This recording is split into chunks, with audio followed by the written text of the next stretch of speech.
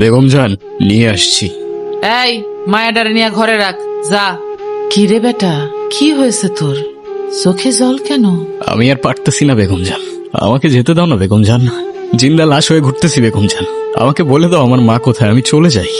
বেগম জান রে একা ফেলে চলে যাবি? মায়ের কাছে যাবি? আমারে কি তোর মা মনে হয় না? এমনটা না বেগম জান, এই লালকুঠিতে তুমি ছাড়া আমার আর কেউ নাই। কেউ আছেন এখানে?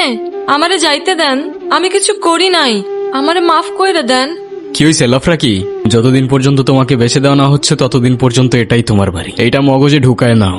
আর বেশি অপেক্ষা করতে হবে না, তোমাকে কেনার জন্য এই শহরে হারামজাদার অভাব নাই।